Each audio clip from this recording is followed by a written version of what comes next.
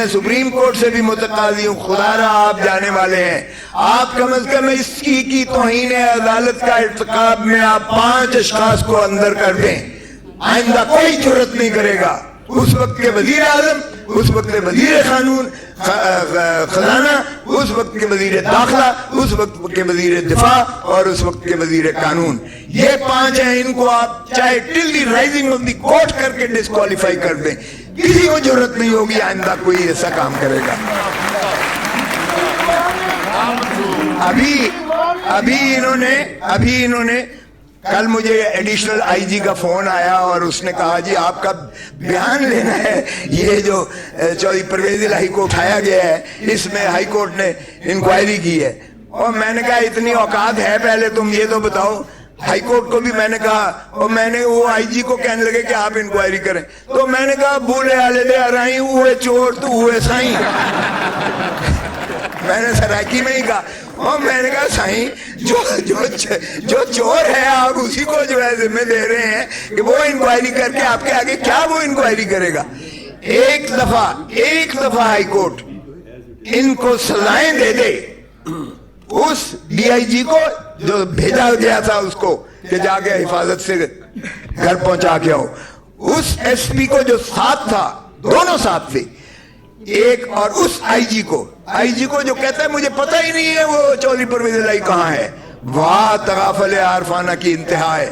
میں کہتا ہوں ان 3 کو ایک دفعہ ہائی کورٹ توہین عدالت میں سزا کر دے، آئندہ کوئی احکامات پولیس والا ماننے کے لیے تیار نہیں ہوگا، کوئی نہیں کرے گا، اس لیے کہ ہر کوئی اپنی جو ہے وہ دیکھتا ہے، اپنا دفاع کرتا ہے، اپنا بچاؤ کرتا ہے۔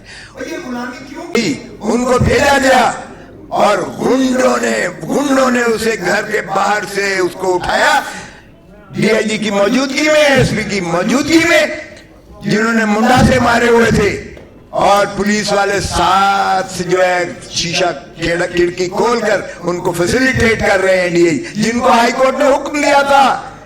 یہ ہے ہمارا کیا اس نہج پہ ہم پہنچ گئے کہ ہم عدالت عالیہ کے ان احکامات کو اس طرح ہوا میں بکھیر کر پھینکیں گے، اور یہ سمجھتے ہیں کہ یہ قوم اور یہ عوام جو ہے یہ اندھے ہیں، کیا یہ گونگے ہیں، کیا یہ بہرے ہیں، کیا ان کو کوئی شعور عقل نہیں ہے کہ یہ نہیں سمجھ رہے کیا ہو رہا ہے اس ملک میں؟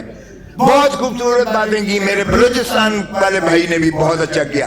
او بھائی قانون، آپ قانون کی گولڈن جبلی آئین کی منانے جا رہے ہو، آپ 50 سال آپ فخر کر رہے ہو، 50 سال، اس نے صحیح کہا، ایک دن تو بتا دو آپ نے آئین کی عملداری کی ہو، آپ نے، اور وہی عوامل بار بار ہیں۔ پہلے کبھی تو وہ براہ راست آ جاتے ہیں مارشل لاء لگا کر وردی میں، چلے مارشل لاء پھر بھی بہتر ہے، کہتے تو ہیں نا کہ آئین معطل ہے، اب تو صدر میں نے بے آئین بنا دیا ہے بغیر معطل کیے ہوئے، آج کوئی آئین کی عملداری نہیں ہے۔ سپریم کورٹ کہتی ہے کہ 14 مئی کو الیکشنز کرواؤ، 90 دن کے اندر الیکشنز کرواؤ، یہ دھتکار کے کنٹیمپچوسلی اس کو جو ہے اس کا ڈیفائی کرتے ہیں۔ میں سپریم کورٹ سے بھی، لیکن سازش نہیں ہوئی ہے۔ وہ بھائی سازش اور کیا ہوتی ہے؟ امریکہ کی غلامی کرتے ہو، اور سازش کیا ہوتی ہے؟ ہنری کسنگر کے کہنے پر بھٹو کو پھانسی دیتے ہوتے ہو، اور کیا سازش ہوتی ہے؟ امریکہ کے ڈونلڈ لو ایک 3rd کلاس جو ہے بیوروکریٹ کے کہنے پر جو ہے تم اپنے وزیر اعظم کو چلتا کرے ہو، اور سازش کیا ہوتی ہے؟ تم نے وزیر اعظم اور وزیر خارجہ کو اندر رکھا ہوا ہے، پاوا سلاسل کیا ہوا ہے، اور غلامی کیا ہوتی ہے؟ وہ کون سا کہتے ہیں آفیشل سیکریسی ایکٹ، وہ سیکریسی ایکٹ جو صدر نے سائن ہی نہیں کیا، آپ نے اس کو چلے قانون بنا دیا۔ او بھائی اس میں کون سی سازش ہے؟ بتا تو دو کہ پاکستان کا کون سا جو ہے دفاع کو اس خط کے مندرجات نے زک پہنچائی ہے، کون سا دشمن کے ہاتھ میں آپ نے ایسا ہتھیار دے دیا ہے اس خط کے ذریعے جس میں ڈونلڈ لو کہہ رہا ہے کہ عمران خان کو نکالو گے تو معافی ملے گی؟ اس میں کون سی پاکستان کا دفاع خطرے میں پڑ گیا ہے؟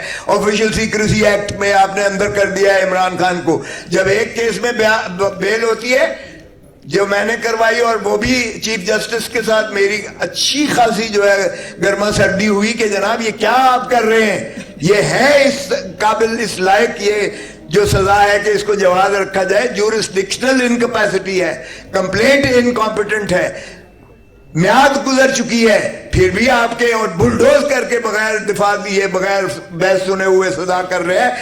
سپریم کورٹ نے آبزرویشن دی کہ کون سی بھائی ایسی جلدی تھی. اس میں جب دیا اور میں جب اس سے نکلا کہ میں نے کہا جو آپ نے فیصلہ کرنا ہے کیجئے گا, میں تو جا رہا ہوں. اور پھر مجھے لفٹ میں جھولے دیے گئے, 1 گھنٹہ سوا گھنٹہ لفٹ میں جھولے دیے گئے. لیکن میں نے اس وقت بھی کہا تھا ایک طبقہ ہے جس پہ آپ کنٹرول نہیں کر سکتے, اور وہ وکیل ہے.